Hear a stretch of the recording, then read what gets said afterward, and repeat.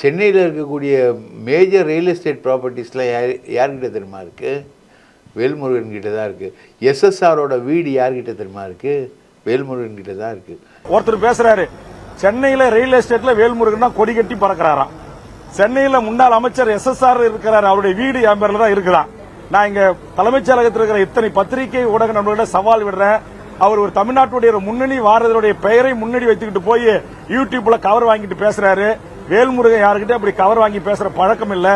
உண்மைக்கு மாறான தவறான தகவல்களை பொதுமக்களிடத்திலே நீங்கள் ஒரு குழப்பத்தை விளைவிப்பதற்கு தொடர்ச்சியாக ஒரு சில பெய்டு பத்திரிகையாளர்கள் செய்யறாங்க. ஒரு சில அவர்களை பத்திரிகையாளர் கூட சொல்ல மாட்டேன், பத்திரிகையாளர்கள் என்ற போர்வையில் செய்யக்கூடியவர்களுடைய அந்த நடவடிக்கை நான் வன்மையாக கண்டிக்கிறேன். இது போன்றவர்களுக்கு எங்கள் உயர்நீதிமன்றத்தினுடைய மூத்த வழக்கறிஞர் மூலமாக நோட்டீஸ் சர்வே செய்திருக்கிறேன்.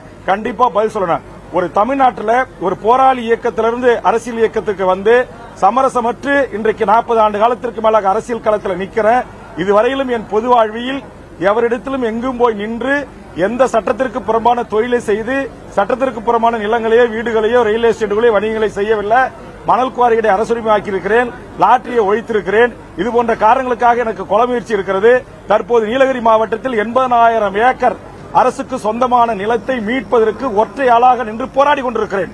ஆக இதிலெல்லாம் லாபம் பெறுகின்ற கூட்டம் ஒரு சில பெய்டு பத்திரிகையாளர்களுக்கு கவரை கொடுத்து என்னுடைய தனிமனித ஒழுக்கத்தை குறித்தும் என்னுடைய பாரம்பரியமான சொத்துக்களை குறித்தும் பொதுமக்களிடத்தில் தமிழக மக்களிடத்தில் அவதூறுகளை கிளப்பி இன்னைக்கு தமிழ்நாடு முழுவதும் பல்லாயிரக்கணக்கான இளைஞர்கள் பொதுமக்கள் நாளொரு மேனியும் பொழுதொரு வண்ணமும் தமிழக வாழ்வுரிமை கட்சியில் இணைந்து வருகிறார்கள். இதை சகித்துக் கொள்ள முடியாத சதிகாரர்கள் செய்கின்ற சூழ்ச்சிக்கு இது போன்ற மெயின்ஸ்ட்ரீம் ஊடகங்கள் விலை போகக்கூடாது.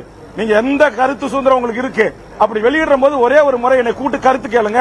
இது உண்மையா வேல்முருகன், உங்க பக்கம் உங்க தரப்புடைய நியாயம் என்ன, விளக்கம் என்ன கேட்டுவிட்டு நீங்கள் செய்தி போட வேண்டும். இல்லை என்று சொன்னால் விரைவில் அறத்திற்கு நேர் எதிராக, தர்மத்துக்கு நேர் எதிராக இதுபோன்ற செய்திகளை வெளியிடுற பத்திரிகை ஊடகங்கள் முன்பு ஜனநாயக ரீதியான எங்கள் தரப்பு விளக்கத்துடன் கூடிய அறப்போராட்டங்களை முன்னெடுப்போம் என்பதை இந்த நேரத்திலே தெரிவித்துக் கொள்கிறேன்.